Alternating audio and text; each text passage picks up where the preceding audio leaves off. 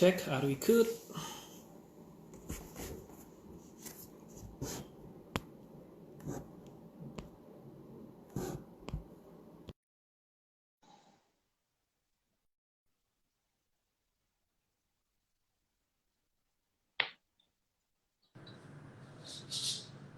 Oke. Halo brother Wah. Kevas. Halo bro. Wah. Halo. Sehat-sehat kok? Sehat-sehat. Mantap. Always good to see you Kevas. Me too. Ini aku nggak sabar banget ngobrol-ngobrol lagi sama Ko Frankie. Karena obrolan pertama kali itu sangat wow banget buat gue. Gitu. Oh sama-sama Anyway, di bro. sana cerah. Cerah, cerah. Oh. Ya, Soalnya di di sini sana kan gimana? hujan terus kan. Di sini hujan terus. Oh, Every day. Hujan really? terus setiap hari. Kalau di Ya. sini kayaknya ada hujan tapi nggak sedrastis itu sih. Oke. Iya, iya. Oke. So, Gimana kok? uh, good, good. So far so good. Kita Jadi, kita bahas apa nih? Kita ngobrol-ngobrol santai aja. ya, sure, sure. Uh, karena waktu aku ngobrol pertama kali bareng sama Ko Frankie itu jujur banyak banget dapat hal yang menarik banget yang pingin juga dibahas di Instagram bareng Oh, sama thank you, teman-teman thank yang you. lain gitu ya. Gitu. Mm-mm. Jadi kita mau bahas, nanti kita akan sebut aja saham-saham apa yang kita pilih, kenapa kita pilih itu, ini, itu gitu. Sure. Mungkin kita akan mulai dari saham yang lagi naik daun, diem-diem naik Oke. daun ya. Diam-diam naik down, yes. Diem-diem naik daun, gak banyak orang yang ngomongin, tapi mending diomongin gak nih kok? Yang lagi di post di story-nya Koko juga. Boleh, boleh.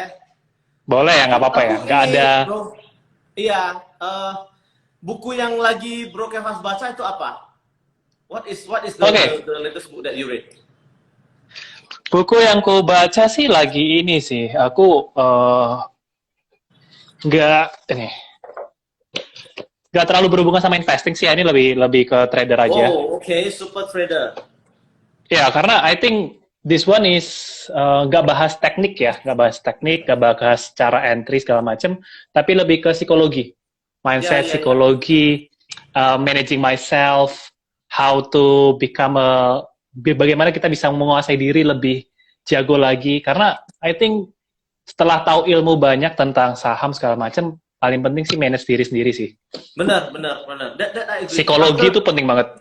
After 10 years aku baru menyadari kalau ternyata menguasai diri sendiri itu adalah ilmu yang paling penting. Yes, After exactly. 10 years. Karena kayak ngeliat market FOMO atau enggak, terus kita ikut-ikutan doang belinya atau enggak segala macam. Apakah kita memang punya Benar. investing plan atau trading plan yang benar-benar yang ya we must stick to the plan gitu kan. Benar, benar, benar. Dan apa ya? Forgetting ourselves, bukan forgetting, maksudnya forgiving ourselves gitu ya. Kalau Benar, misalnya benar. ternyata kita masuk di investing yang salah segala macam. Benar, Anyway, benar. suaraku clear ya? Clear, clear. Very good. Clear ya? Loud and clear.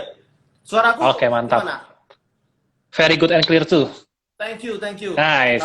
kalau bagus lagi nanti aku nyanyi lagi. Nyanyi aja kok, nggak apa-apa.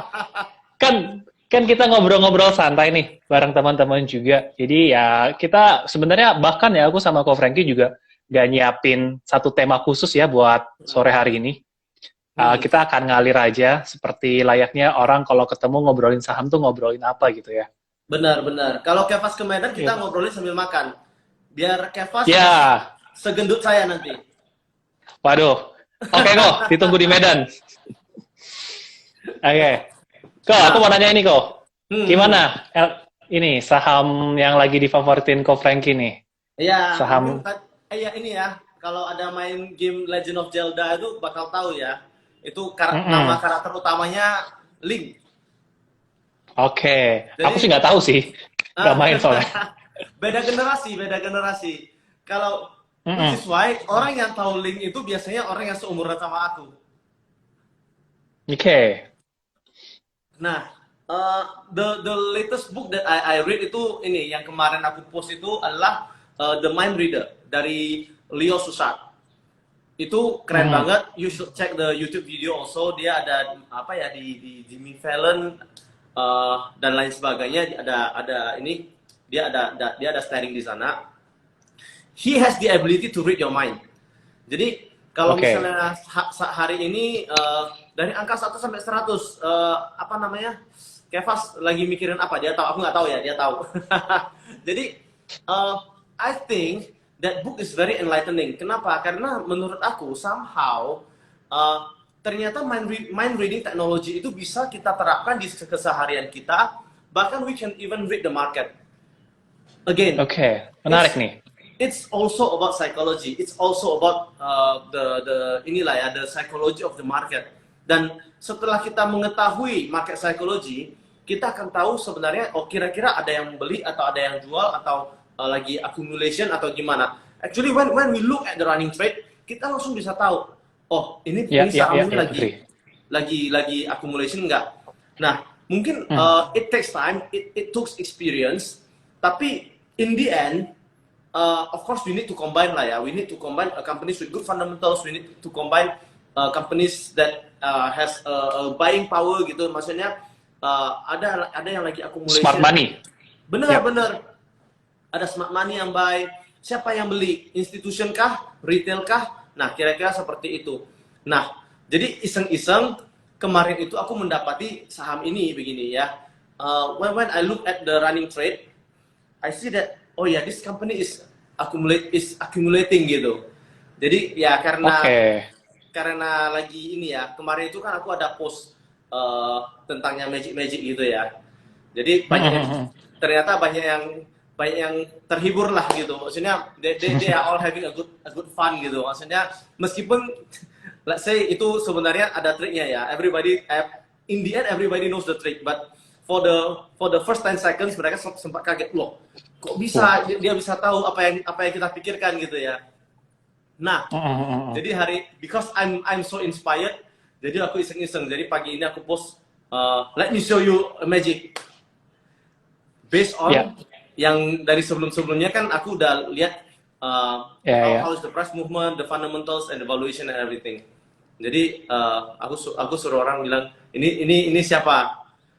And then kebetulan ya hari ini naik ya almost 6%. Naik hijau ya? Lumayan. Iya, hijau lumayan. Jadi aku bisa pamer lah.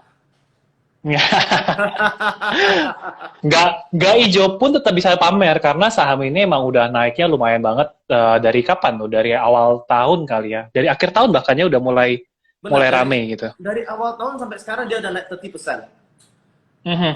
Cuman yang aku bisa pamernya karena dia naiknya hari ini gitu. Maksudnya pas lah. Price action dari kemarin itu accumulationnya, aku merasa today it is going to go up. Jadi it is quite specific hari ini. Mungkin besok bisa, I don't know gitu. Tapi hari ini the company, I mean like the stocks in particular. We are not talking about company, we are talking about stocks. Dia punya let's say buying power untuk naiknya lumayan I think 3% 4% is quite a good performance lah ya. Ketika indeks nggak naik sampai 1%. Nah, hari ini naik hampir 6%. So we are happy about that. Ya, jadi I have the bragging right gitu. So, can you share some tips how you look at the price action atau market movement, market psikologinya untuk saham ini? Mungkin boleh di-share sedikit ke teman-teman atau just keep it secret ini. Nah, I mean like even though I don't try to keep it secret, cuman I don't know how to explain gitu. Karena menurut aku ya, kita mulai ini. Kita mulai dari ini. Mungkin yang dilihat apakah dari running trade-nya atau dari bid over-nya atau dilihat dari broker summary-nya atau dilihat dari candle-nya. Kalau melihat ke market psikologinya. Aku lihat semuanya, tapi mungkin ya broker summary-nya is the least important. Ya. Menurut aku ya, karena dari untuk sebuah perusahaan, let's say kalau saya mau akumulasi, saya bisa aja beli di sini, kemudian saya pindah saham ke sekuritas lain. I think bisa transfer. Very simple gitu ya. Maksudnya, banyak celah lah ya, banyak celah. Banyak celah. Jadi broker summary is the least important. Tapi I look at everything. I look at the running trade. I look at the bid and offer. I look at the chart. I look at basically everything to form a judgment. Jadi kalau orang bilang market is quantitative, I think dalam kesehariannya itu turns out market is very qualitative. Menurut aku ya, market is more like an art dibandingkan as science gitu. Jadi setuju, agree. Ya, jadi in the end, dan sebenarnya mungkin lebih menariknya kalau kita ngomong secara ini ya, why I choose this company, why I boleh. In this company, as you said yang kita chat, sebenarnya Broker Fast juga menyukai perusahaan yang sama. Yap, setuju. Ini saham yang memang kalau pakai framework yang aku bikin untuk keputusan investasiku, ini masuk. Honestly, ini masuk dan bahkan udah masuk kriteria itu bahkan sejak tahun lalu kali. Udah April gitu waktu harga udah di bawah tuh udah masuk. Okay. Sangat bagus dan sangat murah lah. Dan the funny thing is banyak sekali saham yang masuk ke framework aku. And then ternyata Kevas juga punya. Kevas juga. Iya. Nanti kita bahas habis gini ya, yang itu satu lagi. Iya. Yang wangi. Yang wangi ya, betul. And then yang kuat juga. Ya, oke, boleh. Nah, the funny thing is banyak sekali yang masuk itu ya ternyata kita sama gitu. Maybe we are a brother from another mother, I don't know. Yeah. But it happens. Nah, anyway, ini orang-orang ada komen nggak ya? Ada. Oh, kita lagi ngomongin ini teman-teman. Kita lagi ngomongin saham Link, LINK. Iya, because I cannot see the comment section. Oh really? Ada di bawah kok. Mungkin bisa di swipe agak ke atas gitu, nanti kita bisa lihat kolom chatnya panjang sih. Oh, kolom chatnya panjang. Aku nggak nampak loh. Oh ya? Padahal, I want to lumayan banyak with you people. Ya. Atau kalau aku dulu kemudian aku masuk lagi boleh nggak ya? Boleh. Kita coba rejoin ya. Nanti I invite lagi. Oke. Sebentar ya teman-teman ya. Oke, sebentar teman-teman. Lagi mau coba reconnect lagi karena Ko Frankie-nya nggak bisa bacain kolom chat kalian. Sebentar, I invite lagi ya.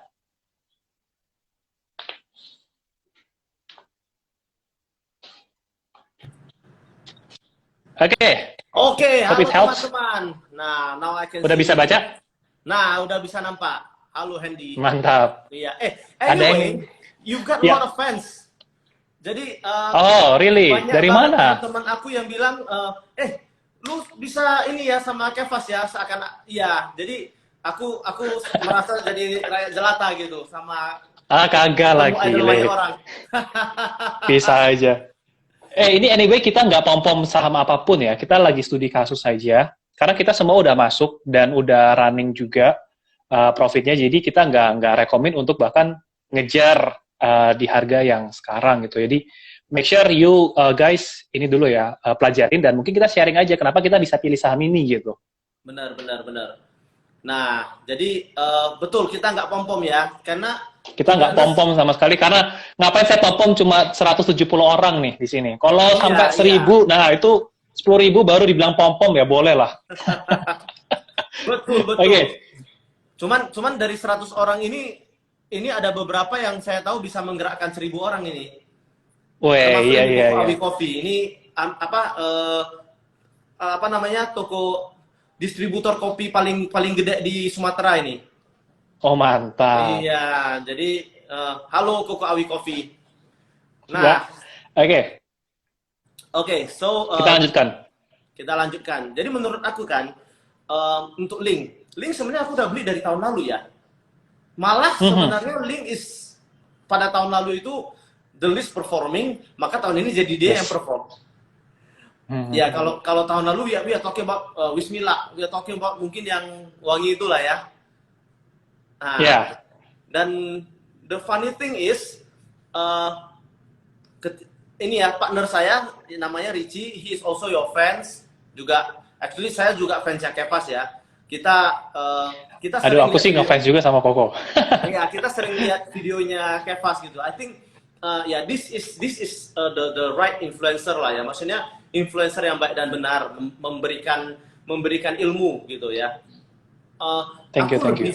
Aku lebih senang dengan orang yang memberikan ilmu daripada memberikan 4 digit, 4 huruf, 4 karakter gitu ya. Karena menurut aku kalau kita memberikan 4 karakter gitu, itu agak berbahaya. Kita nggak tahu loh, maksudnya posisinya orang itu seperti apa, dan kadang-kadang even saham yang bagus juga kita nggak bisa beli ke, kita nggak bisa masukkan ke portfolio seseorang meskipun saham ini bagus, karena dia udah punya banyak sekali saham yang sejenis gitu contohnya. Jadi kalau kita masukkan lagi, it doesn't diversify their risk gitu.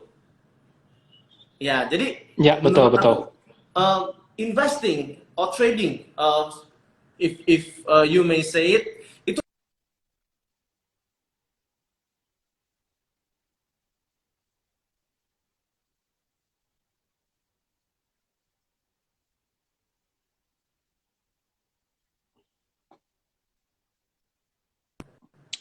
Agak keputus ya kayaknya ya.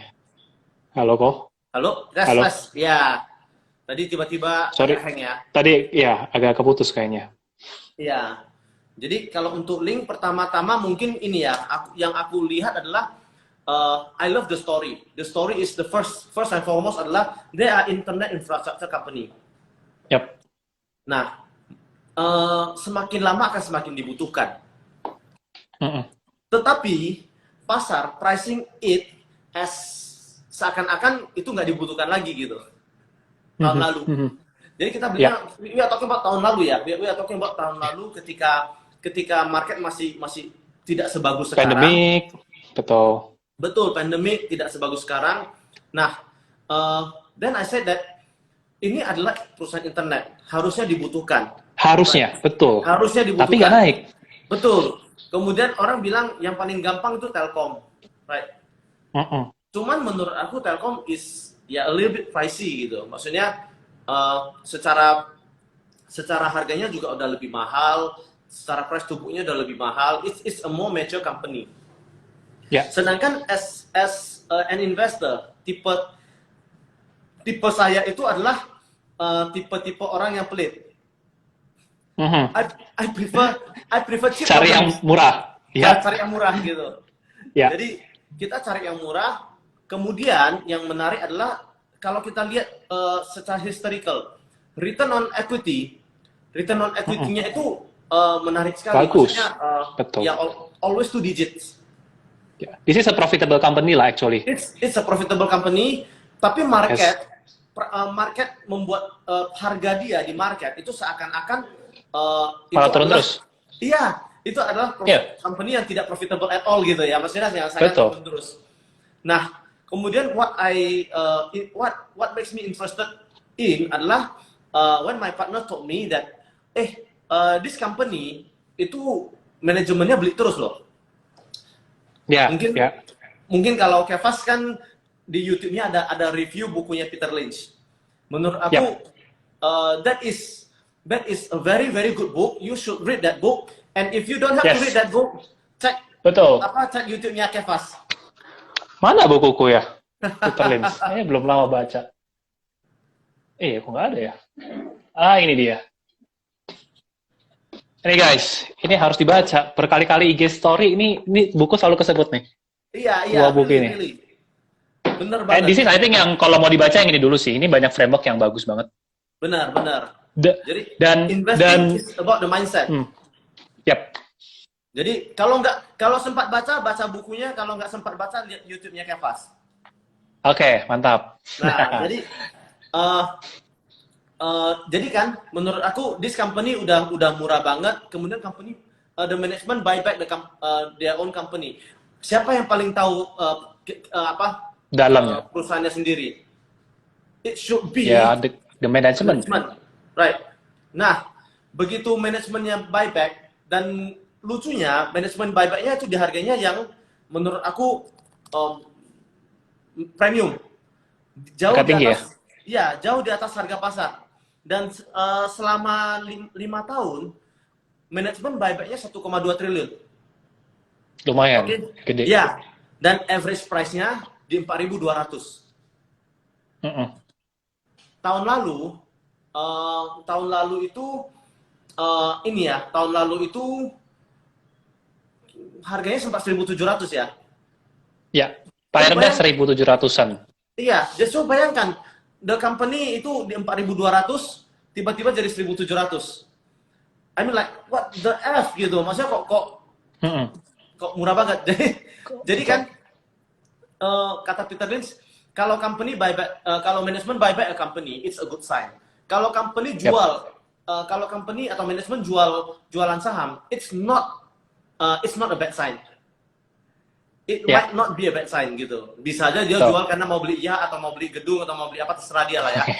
Tapi kalau dia beli sebuah perusahaan, artinya he believe that the company is undervalued atau he believe that the company will perform well in the future. Cuma Ya. dua. Nah, Mm-mm. jadi pertama harganya murah, return on equity-nya bagus, manajemen buyback. Jadi, dan again kata Peter Lynch, kalau kamu mau membeli sebuah saham, kamu harus bisa mencatat sampai mencatat sesimpel mungkin sampai anak kelas 5 SD juga bisa ngerti. Ya, setuju. Right. Jadi ya sebenarnya prosesnya as simple as that. Right. Mm-mm. Nah, Oke. jadi setelah itu ya kita pelan-pelan accumulate. Ternyata hari belakangan naik. Jadi ya so we are quite happy about that. Oke, menarik.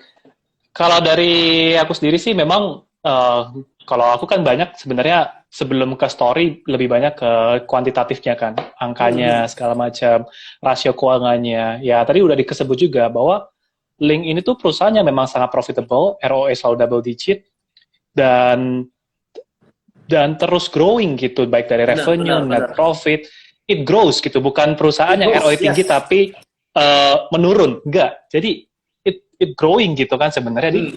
Itu tanda yang bagus. Bahkan sebenarnya satu cara yang paling aku suka adalah sebelum 2020 ya, itu adalah cari aja perusahaan yang kalau di RTI itu grafik revenue dan net profit terus naik gitu. Ya, betul.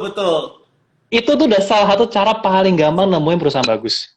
Karena perusahaan kalau nggak bisa growing ya percuma, mau rasio sebagus apapun kalau jumlah revenue-nya ya turun susah gitu. Jadi I think Link ya is a good company, dan salah satu yang aku framework yang pakai kan adalah cari yang nggak rasional, di mana perusahaan itu bagus tapi harga makin turun.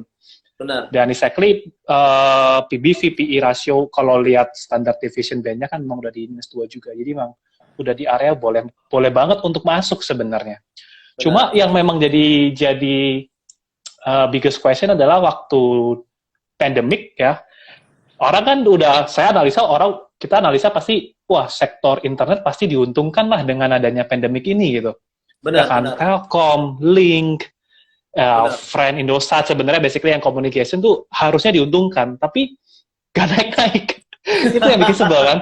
Iya. Karena kita mikir harusnya naik. Bahkan kan ini si Link ini kan kalau nggak salah kan dia kan harusnya April tuh paling turun kan. April tuh kan yang paling turun. Itu kan harusnya udah mulai naik tuh market. Cuma ini Link malah lebih turun lagi. Itu saya mikir, wah ini jangan-jangan dikerjain atau gimana segala macam kan. Kayak kenapa nggak naik? Tapi kalau kita investor sabar ya, maksudnya yang mindsetnya jangka panjang, ya itu adalah waktu yang kesempatan untuk bagus ya, untuk akumulasi terus. Jadi ya untung beberapa murid ya yang ikut juga kelasku juga banyak yang milih Link juga gitu. Cuma personally I don't invest in Link. Why? Because waktu aku analisa ini, aku kan biasa milih sektor itu, beli saham kan berdasarkan sektor kan. Kebetulan ini masuk sama kayak MNCN. Oke. Saham yang kan maksudnya sektor advertising kan, which is sebenarnya nggak terlalu nyambung. Emang satu TV, satu perkabelan internet. Tapi at the end I choose MNCN sebenarnya. Meskipun MNCN mungkin yang paling nggak perform dibandingin SMA atau Link, cuma ya sudahlah. Bukan rezekinya gitu. Cuma Link is one of the good choice juga sebenarnya. Now let's talk about your striker. Oke. Aku tuh mau screenshot udah dapat ini. Two bagger berarti ya. Two bagger tuh berarti kan 200% ya. Di 6.300 tuh aku harusnya tuh beggar. Cuma nggak sempet ke screenshot, jadi belum bisa pamer. Come on, come on. Karena minggu ini aku nggak terlalu banyak lihat di market ya. Cuma kan sudah sempet, aku lihat udah sempet 6.300 kan cepet banget. Karena honestly sebenarnya Harum liquidity-nya juga nggak terlalu solid ya. Liquidity-nya secara bid offer-nya kan kadang Betul, kalau betul. orang guyur dikit aja, mungkin 200-300 juta udah bisa turun banyak poin gitu sebenarnya. Benar, Jadi benar. dan kemarin tuh 6.300 cuma di total, jadi aku nggak bisa sempet screenshot, harusnya ada angka 200%, cuma belum, semoga masih bisa naik lagi. Kevas nggak titipin aku, karena aku kan lihat market. Jadi Kevas titipin aku aja, nanti aku yang screenshot. Boleh. Aku sempat screenshot di 6.400 loh. Oh ya, Iya. aduh sayang banget. Aku masalahnya bukan screenshot angka ya, maksudnya screenshot portfolio itu ada angka 200% gitu. Oh. Coba nggak sempet, gitu, karena cepet banget aku kan. password ya bro, nanti aku sekalian bisa. Yang diintip sahamnya mah udah di share juga lah. Kalau aku mah share juga kan di IG post. Ya, coba Harum ini menarik. Ko Franky kan Menarik juga banget, masuk ya. Harum. Gimana? Sorry, please. Ya, Ko Franky kan juga masuk Harum kan sebenarnya. Ya, Jadi ya. Harum salah satu saham yang kita berdua pun juga milih dan ternyata performing well juga sebenarnya. Iya, actually Harum itu it is not my idea. It is idenya partner saya. Aku pun sebenarnya itu agak accident juga lah, tapi ya nanti abis itu Ko Franky dulu, nanti aku cerita juga. Oke, jadi ini idenya partner my partner, his name is Richie. Jadi my partner one day tiba-tiba bilang ke saya, sebenarnya dari tahun lalu udah bilang ke saya, kok Harum ini cashnya banyak loh gitu. Cuma tahun lalu, tahun 2019 ya, bukan 2020, 2019, he told me Harum itu bagus, cashnya banyak dan lain sebagainya. Tapi aku bilang, Harum kayaknya nggak dulu deh ya, soalnya Harum itu cashnya bagus tapi reserve-nya dikit banget. Ya, kalau misalnya kita bandingkan reserve-nya dia sama PTBA, Adaro, Adaro, PTBA, Bumi, ITMG itu kayaknya. Tapi tidak menjamin lah. Harum itu cuma 7 tahun kalau nggak salah reserve call reserve-nya gitu. Bumi berapa tahun kok tapi Bumi? Bumi kalau nggak salah jauh loh. Jauh banget, tapi kan nggak menjamin. Iya benar. Masih reserve-nya nggak menjamin. Iya benar 100 tahun kalau nggak salah Bumi ya. Ya, Bumi gede banget reserve-nya. Gede banget. Nah, cuman aku merasa begini. Dia punya cash yang gede, tapi kalau reserve-nya cuma 7 tahun, this cash will deploy untuk beli konsesi batubara lagi. Gimana, sorry? Cash-nya ini dia akan untuk beli tambang lagi, beli konsesi tambang lagi. Jadi sebenarnya cash reserve ini kan akan dipakai. Betul pasti. Jadi we cannot say that it is good gitu. Maksudnya ketika itu. Tetapi ketika tahun 2020 ini partner saya kembali calls me, and then dia bilang, "Kok Harum bagus kok." And aku ada beli di 1.200. Jadi aku and then aku inilah, oke nanti aku cek. Kemudian it took me sometimes untuk check out the company. This company menurut aku frame-nya berubah. Kenapa? Ketika tahun 2019, ketika dia bilang Harum bagus, harga batubara lagi bagus. Jadi kalau mau beli konsesi batubara itu pada mahal semua. Tapi di tahun 2020 ketika pandemi, you have cash, you are king. Yap. Ya maksudnya frame-nya langsung berubah. Jadi aku langsung bilang, kalau company ini punya cash, kalau saat ini dia mau deploy cash itu, dia jadi beli aset dengan harga murah sekali. Ya contohnya Pakuwon misalnya, dia beli mall dengan harga yang sangat murah. Nah, pada saat itu ketika framework-nya udah berubah, I do the quantitative, I do the qualitative, suddenly this trade make sense gitu. Kemudian aku belilah di 1.440, kira-kira 15% lebih mahal daripada harga beli my partner, si Richie ini. Nah, ketika itu meskipun harganya udah naik, kita beli terus. Dan aku kalau bayangin kalau 1.000 tuh udah 600% tuh sebenarnya. Iya benar. Jadi kan di harga 1.000, di harga 1.400, aku beli terus. Tahu, dengan harapan Harumnya turun lagi. Aku setelah aku beli bukan harapannya harumnya mau naik, tapi harumnya aku pengen setelah aku beli harumnya turun. Kenapa? Supaya I can buy more gitu. Karena menurut aku kalau udah naik hampir 20%, kayaknya Udah malas ngejar ya, takut. iya, Sayang. tapi ya udahlah, nevertheless menurut aku even di harga begini masih make sense. Kemudian I post in my story. Aku bilang aku ada beli satu saham ini meskipun harganya udah naik 20%. I just want people to know that meskipun harganya udah lebih tinggi 20%, kalau kamu adalah investor, if you do your homework, you should know that kejar juga nggak masalah gitu. I see. Iya, maksudnya sebenarnya kalau di Instagram aku I don't recommend saham. I don't recommend apalagi pom-pom. Cuman I just want to know, I just want to give education to my friends out there. Kalau kita investasi itu sebenarnya framework kita seperti apa? Kerangka berpikir kita itu sebenarnya harusnya seperti apa? Dan pada saat itu harum 1400, 1440 kita beli terus. 1500 kita beli. 1600 juga masih beli. Nah, cuman sayangnya ketika dia naik hampir ke 3000, itu udah one bagger, aku udah jual. Stupid nih. Tapi I think iya udah profit tetap profit lah, lumayan juga one bagger gitu. Karena aku pun kalau udah one bagger pasti udah pingin jual sih, pasti sudah pingin jual. Ya kan sebenarnya aku bisa tahan sampai sekarang pun karena bagiku uangnya gak terlalu besar di portfolio gitu, karena masih ada yang lebih besar lagi. Jadi aku ngerasa kayak it's okay lah, dibiarin aja segala macam, kayak mungkin masih ada momennya segala macam kayak gitu. Jadi masih aku hold sampai sekarang. Benar. Cek aman suaranya? Aman. Oh ya teman-teman ini kita nggak tahu sih. I think I don't recommend untuk beli di harga sekarang juga. Bahkan hitunganku juga sekarang tuh harusnya udah harga yang bukan cukup ya, bahkan over value lah ya. Udah over value juga. Dibilang menarik, bisnisnya menarik, tapi kalau di ngomongin harga sekarang sih enggak ya. Kalau aku sebenarnya aku masuk telat. Aku masuk tuh 2100. Oh, 2100. Even udah one bagger dari 1000. Iya. Makanya aku nungguin 6400, 6300 supaya bisa screenshot. 2100. Justru aku sama lu loh, bro. 2000 masih berani beli.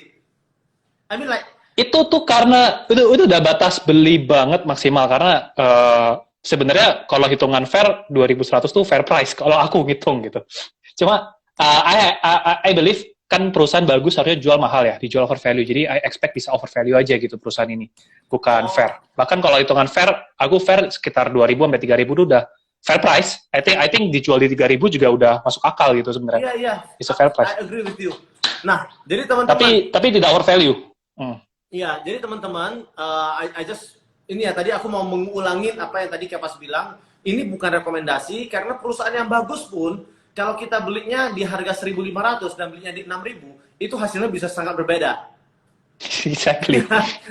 Jadi kita bahas apa yang udah kita beli dan udah running banyak, dan mungkin bisa jadi kasih gambaran buat teman-teman nextnya tuh mikirnya gimana sih, apa sih yang kita pertimbangin gitu. Benar. Kalau aku kan ada yang nanya juga tuh, kenapa nggak PTBA atau UNTR atau Adaro gitu. Basically, aku sebenarnya nggak ngelirik nikel.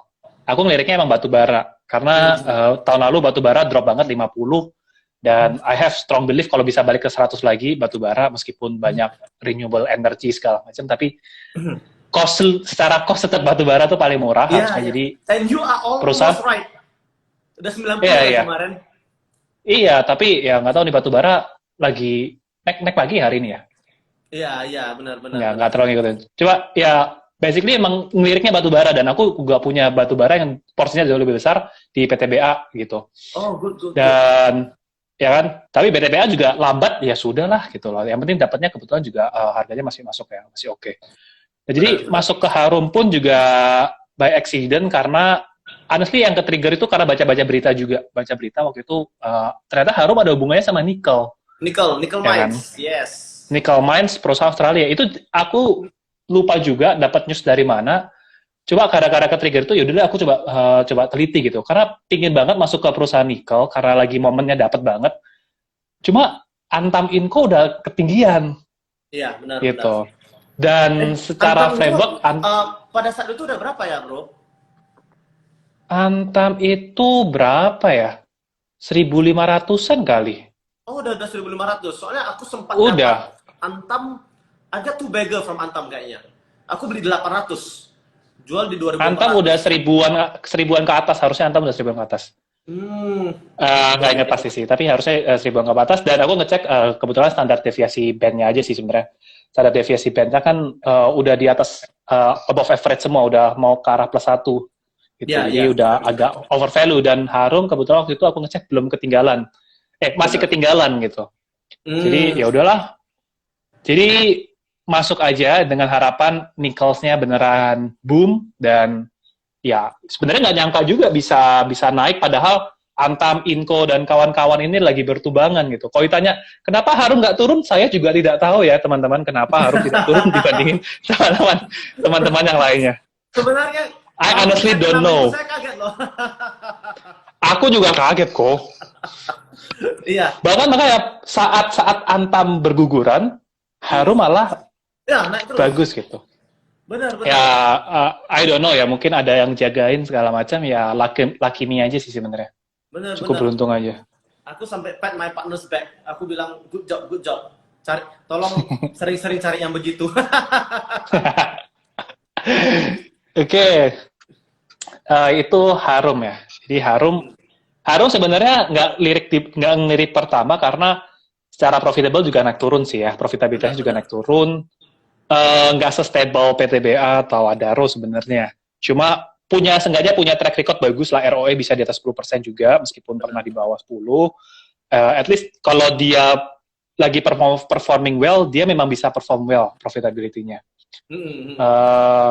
Terus ya benar, itu cash-nya gede banget, secara balance sheet strong banget sih. Benar, Itu benar. strong sebenarnya. Ya, ya, ya. Ya, Inco juga strong sih. Tapi ya Antam dibandingin Antam nggak terlalu strong lah balance sheet-nya menurutku ya. Jadi ya pilihannya sih ke Harum akhirnya. Iya, totally agree. Gitu. Dan ini ya Bro Kevas, kalau misalnya boleh ini ya, maksudnya since ini kan udah mulai banyak, udah mulai 20.000 orang yang nonton kita. Wih, amin. Jadi Bro Kevas bisa cerita nggak? Maksudnya so that people know your framework. Bro Kevas ada kebeli saham pom-pom nggak? Enggak, sama sekali enggak. Nah, sama sekali tidak. Good. Why don't you buy saham pom-pom? Saham pom-pom yang fundamentalnya kuat, apa ya? Masalahnya nggak ada yang fundamentalnya kuat, gitu aja. Gitu. Jadi kebanyakan pom-pom karena prospek. Nah, ini kalau aku prospek tuh memang benar, prospek bisa menggerakkan market. I definitely agree. Yes, totally. Kayak semua yang lagi di pom-pom semuanya itu bisa naik. Cuma aku lebih milih perusahaan yang memang udah punya track record bagus and have a prospect. Itu pasti akan lebih tenang. Yeah. Gitu. Jadi bukan dari perusahaan apa-apa jadi bakal jadi apa gitu, tapi at least track record good, historis good, and prospect also good. Nah, itu enak banget. Betul. Dan ini kembali lagi ada di buku Peter Lynch, don't buy the next this, the next that, gitu ya. Ya. Betul. Nah, aku ada sih, tapi nggak terlalu di pom-pom ya. Cuma itu masuknya ke ranah spekulasi ya, bukan investing juga. Dan ya murni hoki juga sih. Itu aku cuma paling yang di luar framework itu cuma sempat beli BBKP. Dah. Oh, oke. Okay. Aku juga beli BBKP kemarin. Tapi aku cuma Tapi I think itu nggak terlalu di pom-pom sih sebenarnya BBKP. Aku beli dari 200 ke 300, setelah itu nggak beli lagi. Aku 300 sih. Aku 300-600. Dan menurutku ya, maksudnya since ini kan buat sama teman-teman ya, maksudnya I really want you guys to understand that satu prinsip, a bird in the hand is better than two in the bush. Yes, exactly. Itu konsep ini sih. Kalau aku jelasin buat discount rate tuh. Iya. Karena yang bersih-tangan udah dijelaskan sebenarnya dibandingin dua burung di semak-semak. Semak, benar. Jadi banyak orang yang tertipunya sama prospek. Dan aku selalu berpikiran begini, lebih baik aku nggak dapat duit daripada habis duit. Yeah, which is why setuju. I also since Bro Kevas juga kalau boleh aku bilang ya, Bro Kevas you influence a lot of people gitu. Dan I think your quality is very good. Itu maksudnya buat teman-teman aku ya, misalnya yang teman-teman yang belum cek siapa Bro Kevas, mungkin karena yang baru ini, you should check his YouTube video. Itu semua kualitasnya bagus banget dan benar-benar. Thank you. Jadi bukan ini ya, bukan kasih jimat empat angka ya gitu ya, enggak. Tapi he tells you how to proper your framework. Jadi dan itulah sebabnya kenapa aku sangat senang sekali ini ya bisa collaborate sama Bro Kevas, because inilah influencer yang baik dan benar.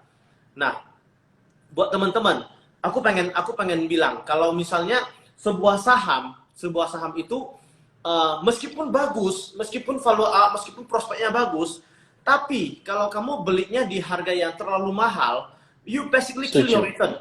You kill your return. Jadi menurut aku investor itu tugasnya adalah untuk mencari, orang kan bilang begini, saham itu high risk high return, bener ya? Nah, if you understand, jadi risk is actually a function of understanding. The more you understand something, the less the risk that you took, right? Nah, jadi kalau misalnya the more you understand, jadi risknya makin kecil. Jadi low risk high return. Oke? Tapi kalau kamu nggak ngerti apa-apa terus beli, jadi ya high risk low return.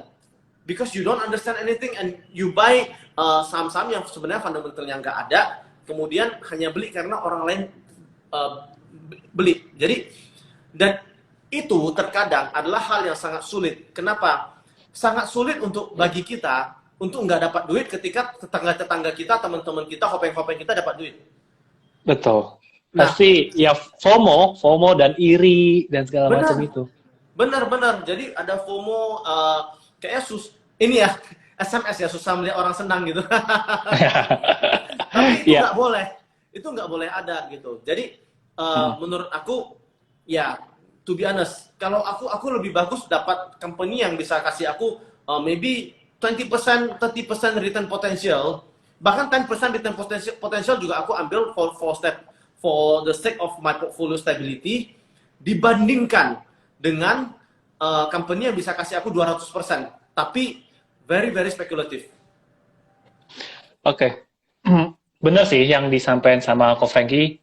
Basically kalau Warren Buffett bilang kan, ya resiko itu datang karena ketidaktahuan kita apa-apa gitu. Benar. Ya kan? Kalau kita nggak tahu ya, you make your investment tuh jadi riskier gitu, jadi semakin beresiko. Betul. Aku punya cerita sedikit tentang saham prospek ya. Prospek itu penting, benar juga. Prospek itu penting, tapi basically benar. Maksudnya jangan sampai belinya kemahalan.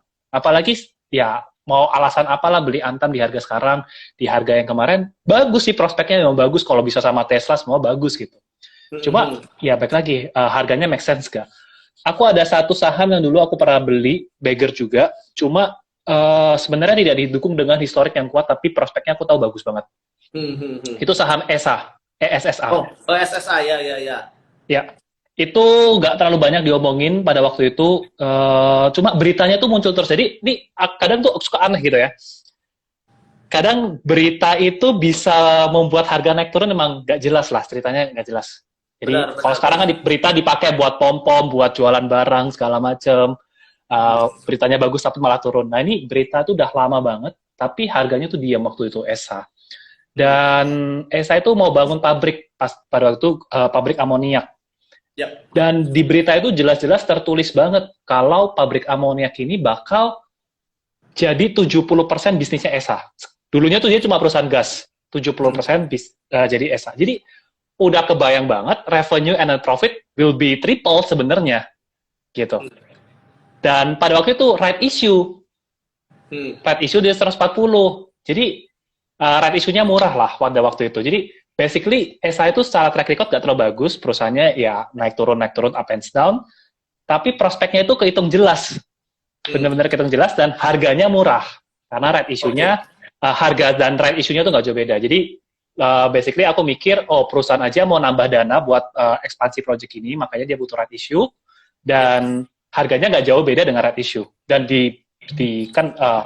laku juga lah right issue-nya. Ya in the end harganya running juga ke atas. Jadi itu salah satu perusahaan yang I just buy for the prospect, for the sake of the prospect. Track record nggak gitu bagus, tapi ya karena belinya nggak kemahalan, jadi masih bisa untung. sebenarnya basically mau beli Breeze, Antam, Teens, semua yang lagi di pom-pom, kalau belinya nggak kemahalan, itu it just fine sih sebenarnya. Iya, aku mau ngaku dosa, aku ada beli Antam sama Waskita. Kalau itu aku Antam, aku ada beli juga, tapi buat Iya. spekulasi aja, nggak buat, not in my investment portfolio gitu. Aku beli Antam di 800, beli Waskita di 700-an tahun lalu. Mantap sekali. Nah, aku jual Antam di 2.400. Setelah aku jual naik lagi ke 3.000-an. Aku jual Waskita di 1.600. Jadi both companies are bigger. Tapi yang menariknya adalah aku udah beli ketika sebelum before it's hot gitu. Itu masih nggak apa-apa. When it becomes hot, aku jualan.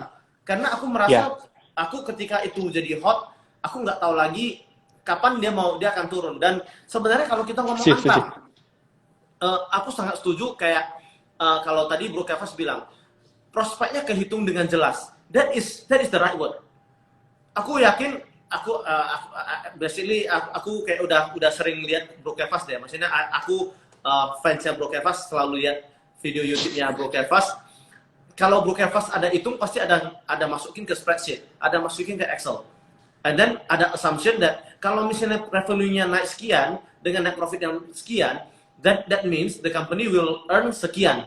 And then you baru balik ke per share-nya. Jadi kira-kira valuation-nya berapa? Langsung nampak. Kayak kira-kira seperti itu.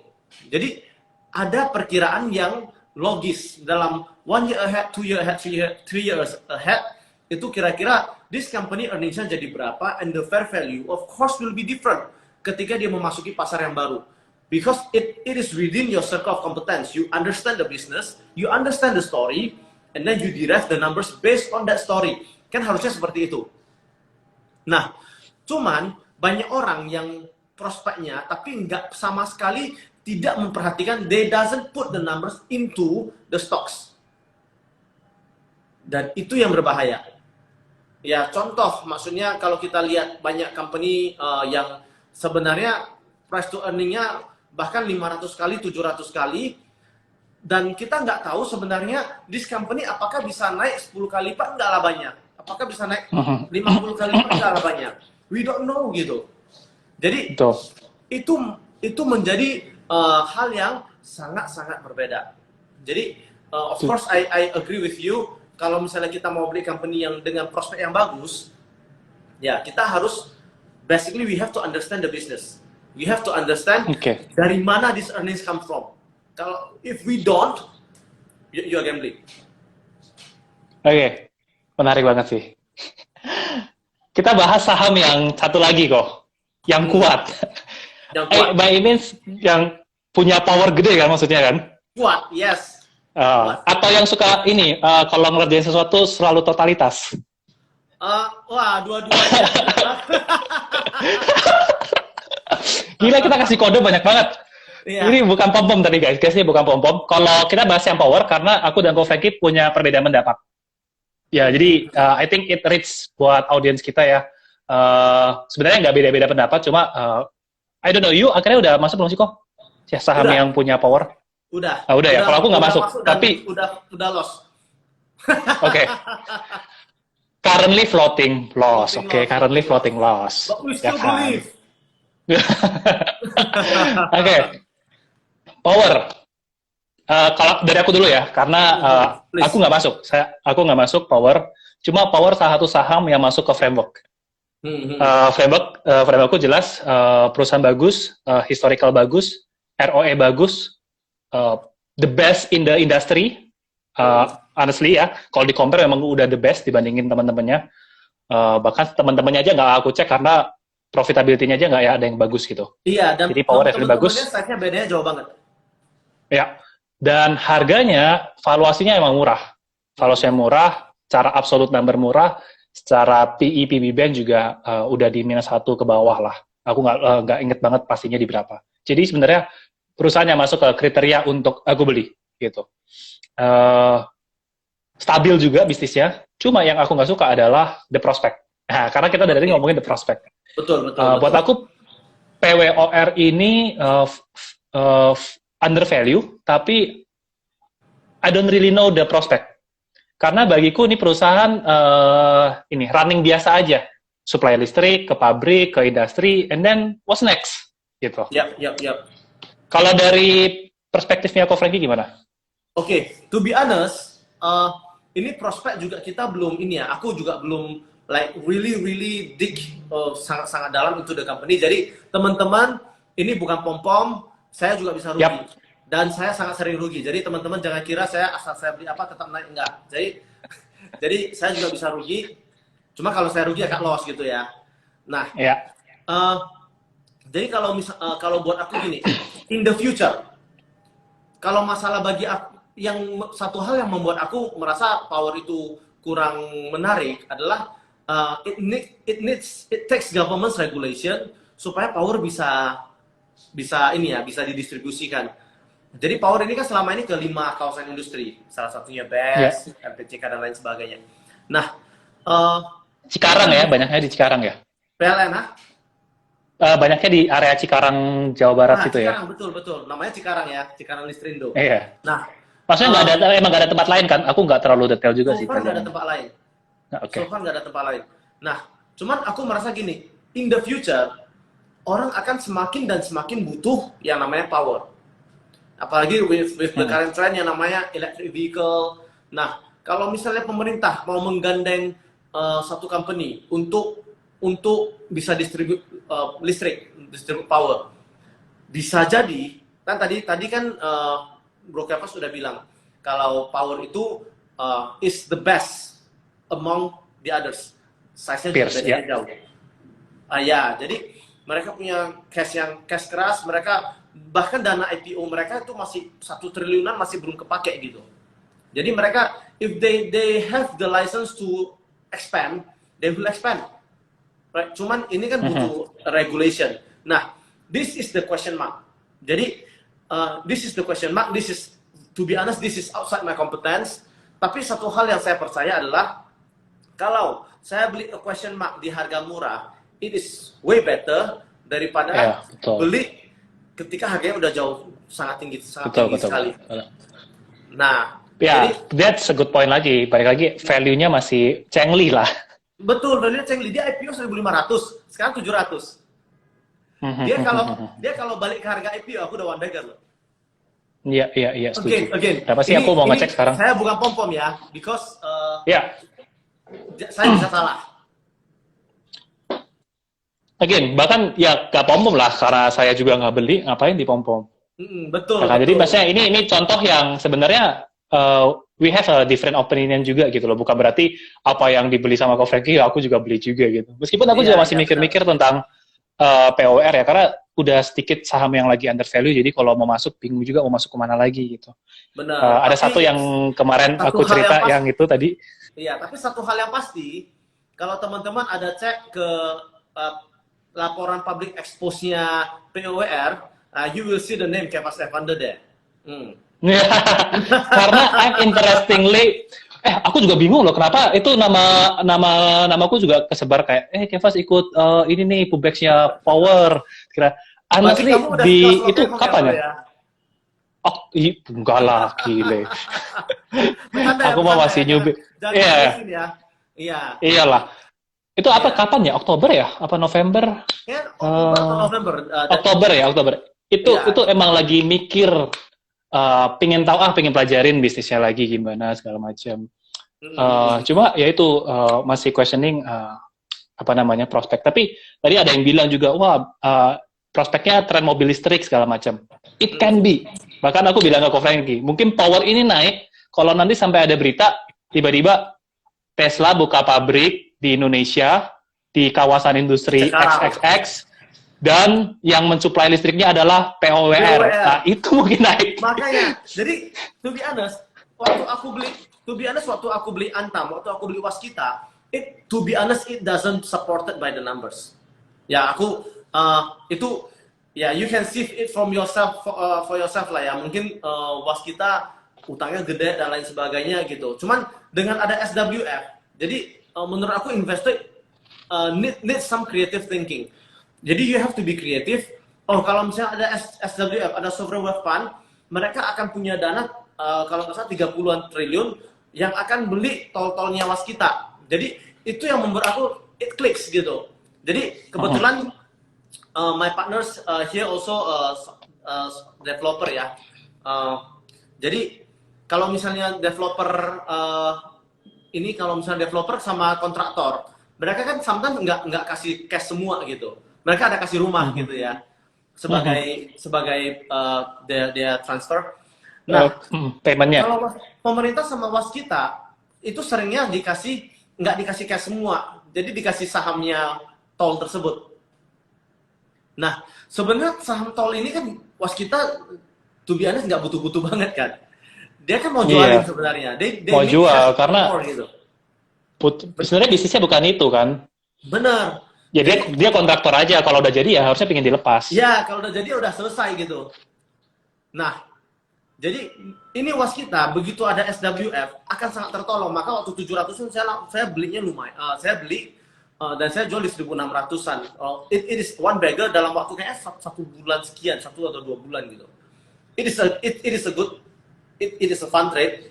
Cuman ya itu maksudnya sebenarnya kalau ada kesempatan saya pengen masuk lagi gitu. Tapi I just not very comfortable with the volatility. Dia bisa mentok bawah terus naik 10%, mentok bawah naik 10%. Hal-hal tersebut yang menurut aku agak susah untuk pegang gitu. Aku lebih senang company yang steady safe. Nah, jadi when you have a story, kadang-kadang jadi kalau kayak POWR gitu. Kalau misalnya ada berita tadi seperti yang ini, that is my bad gitu. Itulah yang saya tunggu gitu. Yeah. Kalau misalnya ada berita seperti itu, belum kesana, belum let's say belum ada batu pertama juga, harganya udah naik duluan. Setuju. Harusnya ya memang kita kadang pintar-pintarnya investor ngelihat prospek itu sih sebenarnya. Benar. Bahkan sebelum media itu memberitakan gitu sebenarnya. Benar. Atau media sudah memberitakan tapi belum terlalu banyak bergerak dan harganya masih fair. Yes, ya. Exactly. Ya kalau sekarang banyak diberitain mobil listrik segala macam tapi saham emiten-emitennya harganya udah terlalu tinggi ya buat apa gitu. Benar. Takut gitu. Ya kadang itu jadinya ya udah buat trading aja, spekulasi, ngikutin. Betul. Lihat manfaatin momentum rame doang. Tapi for investing, I don't think so. Ya, aku setuju banget. Jadi menurut aku kalau volatility-nya udah gede, udah tinggi sekali, I tend to avoid that kind of company. Karena menurut aku kalau volatility-nya gede, kalau kita mau masuk, kita nggak bisa masuk banyak lagi. Kita cuma bisa masuknya mencicil. Dan ya it kind of ruin the psychology gitu. Ngapain kita actually misalnya sebuah perusahaan sangat bagus, tapi kita cuma bisa beli let's say 1 atau 2% dari dana kita. Dia naik 3 backer, so kita dapat 3%. I mean like it's just not worth it. Ya betul. Ya udahlah. Ya mending nggak usah gitu daripada malah rugi, malah sakit. Iya benar. Jadi mending kita. Padahal ruginya cuma 0,5%, tapi rasanya sakit tuh. Iya benar banget. Iya kan? Iya. Jadi ya my take on investing adalah lebih baik aman. Jadi yang pertama adalah aman dulu deh. Jangan mikir di investing itu orang sering salah, orang sering kepikirannya saya bisa dapat 100%, 200% dari saham gitu. Padahal we actually we don't need that kind of return. Kita bisa dapat 15%, udah 4 kali deposito 1 tahun loh. Sekarang. Jadi our aim is not that high. Ya, tapi sebenarnya itu sangat possible sih, sangat mungkin kalau we get high return tuh sangat mungkin. Sangat mungkin. As long as belinya murah. Gitu. Kalau kayak buy cheap, sell high lah. Gitu. Kalau kayak gitu kan ya udah pasti returnnya gede gitu. Tapi kalau buy high, sell we hope higher, ya secara return kan juga kecil. Nggak terlalu tinggi. Gitu. Jadi kalau mau return besar ya harus dapat di harga yang sangat cengli sebenarnya. Gitu. Betul. Dan totally agree. Gini, aku baru ngerasa banget sih sebenarnya kayak investing tuh emang totally boring sih. Investing is totally boring. Ya. Lagi masuk ke fase itu ya dan kayak ngerasa bener sih ada apa diomongin, one hit jackpot aja itu udah enough. Iya benar. Kayak aku ngerasanya Gua nggak perlu update setiap market, setiap hari, dan setiap tahun, sepanjang tahun, update market, ada fenomena apa yang lagi hot. Totally. Tapi kalau gua menang satu aja, udah. Gua kayak bodo amat sama yang lain, mau rame-rame, Antam mau naik, bodo amat, yang penting profit gua udah gede. Gitu rasanya udah much happy sih sebenarnya. Benar banget. One benar big banget. win is enough. One big win Totally. setahun aja udah enough gitu rasanya. Wah, that means Nah, we are on the same ini. page. Ya, ini yang teman-teman tadi ada yang nanya juga. Ini kebetulan aku sama Ko Frankie kan ada cerita ya tentang manajemen portfolionya Ko Frankie. Dan kebetulan Bro Frankie kan juga katanya, wah banyak banget sahamnya. I know the secret why gitu. Okay. Mungkin mau di-share nggak yang kayak Sure. one the biggest porto. Oh, maksudnya yang ada di portfolio saya. Ya, yang depannya B kalau nggak salah kan, bener kan?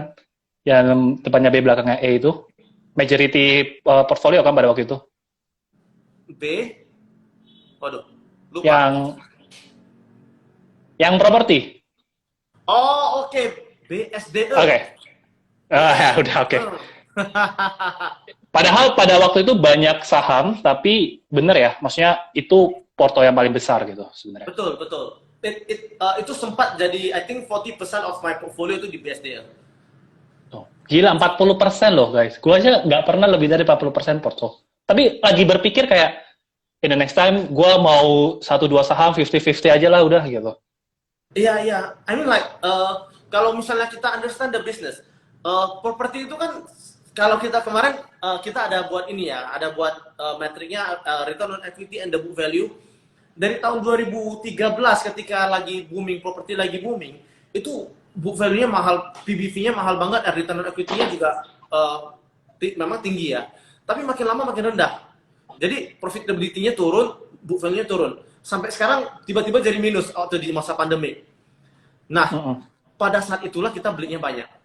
I mean like, kenapa company-nya tidak profit? Maksudnya bukan tidak profitable, it is still profitable, tapi less aja. Dari skala profitability-nya makin turun gitu, kenapa kamu malah belinya lebih banyak?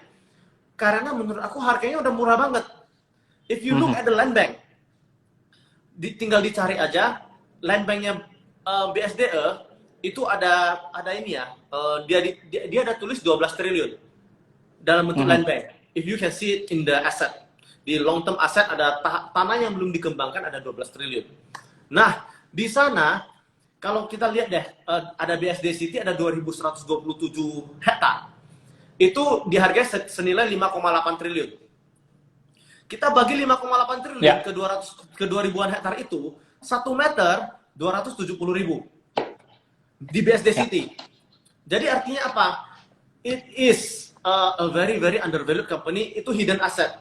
Orang kalau nggak benar-benar hitung, orang nggak akan tahu kalau BSDE rupanya sebenarnya land bank-nya, the fair value of the land bank itu bisa mencapai 100 triliun. Right. Jadi kira-kira real net asset value RNAV-nya itu sekitar 100 triliun, gampangnya contoh. Bagi 50% deh. 50T. Oke, that means the value should be 50 Masih 50 triliun. Dan waktu aku beli itu kalau nggak salah 15 market cap-nya. T. Iya, market cap-nya kan? Iya. 14-15 T. Jadi di atas kertas, like Peter Lynch said, kalau kamu bisa memberikan gambaran di sebuah pakai krayon di sebuah kertas, that means you understand. That means you are free to go gitu. Menurut kami asetnya itu ada real net asset value-nya bisa 40T, 50T, kita beli 15T, margin of safety kita gede banget. So we are so confident that ya ini harusnya bagus. Cuman what's the catch? The catch is this took long period. Jadi kita nggak setiap kali aku beli saham, aku harapannya bukan aku beli hari ini besok naik.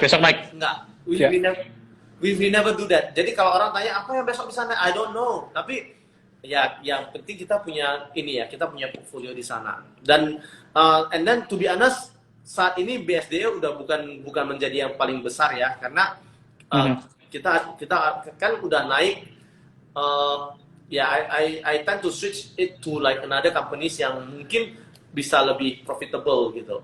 Nah, kira-kira Dan begitu. sempat beggar nggak sih kok BSD? Hampir ya, hampir beggar ya. Hampir beggar, hampir beggar. 800 Aku ya beli, belinya ya. aku belinya di 700, jualnya di 700 bahkan. 1.300 kalau nggak salah, hampir beggar. Ya hampir beggar ya. Mm-mm. Tapi itu udah sangat udah untungnya banyak karena Ya, majority portfolio pada waktu itu di situ semua kan. betul. Jadi Ya, because ya. of Jadi size kita, jadi lebih bagus aku punya 40% yang bisa return, kasih aku return 50%, daripada aku cuma punya 2% yang kasih aku return 200%. Jadi, betul. ya seperti tadi Bro Kevas bilang, in the end, allocation kita itu sangat penting. Allocation kita itu sangat mencerminkan bagaimana, what is the outcome of our portfolio by the end of the year. Dan emang kadang masih susah sih, kadang susah ya, apalagi kita ngikutin market tiap hari, cenderung pasti pingin punya saham gitu. Benar, benar, Tapi benar. ini aja aku coba merampingkan Porto kan, sekarang aku cuma punya 8. Kemarin udah hampir 10, 11 dan 8 ini pun 3 porsinya kecil, 5 yang majority gitu. Jadi berusaha untuk merampingkan Porto tapi susah juga gitu. Karena Susah, kadang ngeliat, susah. wah ini opportunity, ini opportunity, wah ini opportunity lagi gitu. Iya, iya. Cuma ya, portofolio itu emang gak ada holy grail sih, again sih. Masalahnya itu. Iya, dan kalau Because boleh aku we mau ngaku exactly dosa don't juga. know. Iya, aku mau ngaku dosa juga. Portfolio aku biasanya sebelumnya itu mungkin sekitaran 4 sampai 6 saham atau 8 saham. Jadi basically my portfolio is very concentrated. Usually, normally. Tetapi ketika kemarin COVID happens, pandemic happens, ketika market turunnya dalam banget, tiba-tiba I don't know gitu. Maksudnya aku jadi nggak tahu sebenarnya apa yang bakal naik. Right? Jadi aku Karena too much opportunity ya. iya, jadi portfolio aku jadi 20 saham loh kemarin. Jadi kayak Ferry Chuan ini bilang jadi supermarket saham. Yes, exactly. Portfolio aku jadi supermarket. Kenapa? Bukan kan aku tahu mana yang bakal beggar. Kalau aku tahu mana yang beggar, I will simply buy WIM. Kuat cemplungin aja semuanya. Iya, dan aku udah performance aku udah jauh lebih bagus. Tapi justru karena aku nggak tahu mana yang bakal naik, I spread my risk. Jadi 10% di sini, 5% di sini, 3% di sini ya terserah deh. Yang penting at least aku punya gitu. Dan luckily up to the year end it pans out really well gitu. Jadi we are quite happy about the result. Tetapi aku nggak tahu, aku benar-benar nggak tahu apa yang akan naik. Jadi kalau misalnya orang bilang, oh ini kok bisa dapat berapa bagger, kebetulan aku nggak tahu. Tapi kalau kenapa nggak ada yang, let's say yang merah itu jarang. Bukan karena aku nggak ada salah, aku sering salah. Cuma ketika salah kita selesaikan secara adat. You cut cepet ya. Aku cut cepat. Jadi porsi ada patokan nggak kok berapa persen buat ngekat? Bukan mau malah averaging down, padahal misalnya gini. When BSD 700. Pada waktu itu juga ada buyback teman-teman ya. Jadi memang management and the holding company-nya BSD juga ada buyback juga di 700-800. Jadi memang pas juga momennya. Nah misalnya nih, kok Frankie tahu BSD murah banget, 700 murah. And then shit happens. Harganya 600. Bahkan 550. You cut or enggak? Kayaknya nih emang udah salah harga. Gua berani beli lagi. It depends ya. Kalau if I have a very very strong conviction of this company, it is within my circle of competence, I understand the business, aku tambah. Tapi kalau aku beli hanya karena dia murah, hanya karena let's say PE, PBV dan lain sebagainya, if the relative value, if the multiple is cheap, kalau misalnya dia turun lagi aku keluar. Jadi itu beda ya. I see. If I know the story, then I have a more conviction that this will be good. Tapi kalau misalnya aku cuma beli karena let's say only based on the quantitative factor atau only based on the qualitative factor karena prospeknya yang aku juga kurang tahu, dan aku bakal reduce. Aku bakal kurangin. Jadi antara satu saham ke saham yang lain itu approach-nya bisa totally different. Aku punya 20 saham, totally bisanya 20 saham itu beda semua. Benar-benar. Kayak emang kita pasti waktu analisa ngeh sih mana saham yang sekedar kayaknya murah, kayaknya bagus, sama yang enggak, ini gue udah hitung-hitung emang ini kelewatan murahnya. Benar. Gitu kan ya. Jadi kayak emang ada sense-nya. Tapi ini bagaimana kita nyikapinya, jangan sampai kita juga overconfidence. Misalnya nih kayak, nih gak tahu nih ya, cuma beberapa suka ngomong, kayaknya Bro Keva terlalu confident sama MNCN deh gitu. Kan? MNCN love you, brother. Anyway, gue sudah bilang, gue udah masuk sebelum Pak Lokek Hall masuk ke BMTR, jadi murni bukan ikut-ikutan. Cuma gimana rasanya? Ini apa namanya? Pertanyaannya, the question is, gimana kita menyadari bahwa emang gue yakin bukan overconfidence, because overconfidence kills, right? Yep. Bahaya kan kadang-kadang kita terlalu overconfidence juga. Benar. I think gimana menyikapinya? Yakin dan overconfidence. Nah, menurut aku di saham itu kita harus confident, karena tanpa confident, tanpa conviction, kita nggak akan hold this company until a bigger price. Tapi on the other hand, you need to have a humility. You have to be humble enough to understand that you are not the smartest guy in the room. Yes, betul. Right? Jadi harus ada balance-nya, harus ada di tengah-tengah. Nah, dan masalahnya adalah banyak orang yang susah membedakan antara conviction and banyak orang yang convince sampai jadi arogan. It is very dangerous. Banyak orang yang nggak convince ketika dia naik 2%, 3%, 5% udah keluar, padahal bisa breaker. Nah, menurut aku harus di tengah-tengah, kita harus tahu limitation kita. Ketika sebelum, dan all the works itu sebenarnya terjadi before you buy a company. Absolutely agree. Harus itu sebenarnya. Maksudnya kita harus kerjain PR kita dulu sebelum kita beli. Ya, lanjutin kok. Benar. Jadi before you buy a company, you have to know kompetensi kamu di mana. You have to know sebenarnya ini kamu targetnya di mana. Dan kalau misalnya itu selalu ada question mark. Jadi di laporan keuangan itu kamu akan selalu melingkari, oh ini tanda tanya, aku nggak ngerti. Nggak mungkin di sebuah laporan keuangan you understand all the businesses unless you are the CEO, right? Nah, aku bakal ada spot-spot di mana aku tanda tanya, and then ketika berita muncul dan menyangkut hal itu yang aku tidak mengerti, I'll basically just let it go. Nah, kira-kira tapi itu. Ya, benar sih. Entah kenapa ya tadi kepikiran juga, ini gara-gara MNCN banyak diberitain kayak, jadi nggak perform well. Iya, bisa jadi ya. Karena honestly kayak tadi kita bahas kan kayak, kadang too much nggak terlalu bagus juga. Kita ngerasa sih, ya kan. Bukan kita menyudutkan retail ya, tapi emang kadang kita ngerasain too much crowd itu malah nggak. Karena kayak bahkan too much institution juga nggak bagus. Bahkan kayak Peter Lynch bilang kan, cari aja perusahaan yang bahkan institusi belum masuk bahkan. Iya, ya kan? Ya benar. Totally agree. Jadi ya malah terlalu banyak di media juga nggak terlalu bagus. Mungkin sih itu penyakitnya. Cuma ya sudah, nggak. At least belinya cheap, jadi santai. Ya, sebenarnya karena fokusnya baik lagi sih, karena kita buy cheap gitu ya, it's fine gitu. Ya, totally, yes. Benar. Ini kayaknya kalau ngobrol sama Keva 1 jam nggak berasa ya. Tiba-tiba aja 1 jam. Iya, kita ada 1.4 jam ya. Iya. Kayak masih banyak yang mau diomongin, cuma semoga pembicaraan ini bisa bermanfaat buat teman-teman semua sih yang nonton. Yes. Nanti ada lagi yang mau dibahas kok? Satu hal, kalau Keva ke Medan, jangan lupa cari saya. Ya, Oke, siap. Kamu bos? Udah terlalu ganteng, terlalu ramping, tidak fair. Wah gila, ini karena bagian atas aja, bagian perut mah jangan ditanya, ini gawat nih, offside sedikit. Yeah. You have to be more like me. Siap kok. Oke. Apa ya maksudnya? Oke, mungkin pesan-pesannya adalah teman-teman yang sekarang ini retail is very very powerful. Bahkan kemarin aku baca dari data retail itu menguasai saham proportion jauh lebih gede daripada institution. So for you, tapi as a retail banyak orang yang masuk karena mendapatkan wrong information, wrong notion, wrong kind of mindset gitu.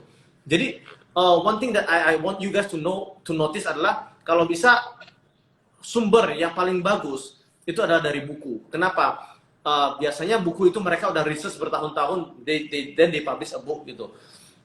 Jangan don't consume, maksudnya you have to filter your social media. Kamu harus bisa membedakan sosial media yang, let's say, yang memberikan kamu ilmu atau memberikan kamu angan-angan gitu. Itu adalah hal yang totally different. Jadi I'm not saying that it is all bad. Some are good, some are bad gitu. You have to filter it for your own gitu. Dan aku pengennya teman-teman sebelum investasi saham, sebelum invest, before you put your money, kamu harus bisa filter, kamu harus bisa buat PR dulu, belajar dulu. Karena investasi yang paling mahal itu adanya di sini, yang paling berguna adanya di sini. Jadi I really suggest teman-teman untuk belajar. Pertama, belajar dulu. Mau investasi apapun, mau bisnis apapun, belajar dulu. Because tanpa belajar, you will not have a good result, kecuali kebetulan. Dan room for kebetulan itu sebenarnya dikit banget. Jadi ya kira-kira seperti itu. Jadi and one of the source yang menurut aku sangat bagus adalah ini, yang di atas saya ini. Jadi itu. Thank you. Jadi mungkin itu ya dari saya ya. Jadi salam cuan. Salam cuan juga buat Ko Frankie dan buat teman-teman yang ikutan. Semoga chit-chat saham kali ini bisa bermanfaat.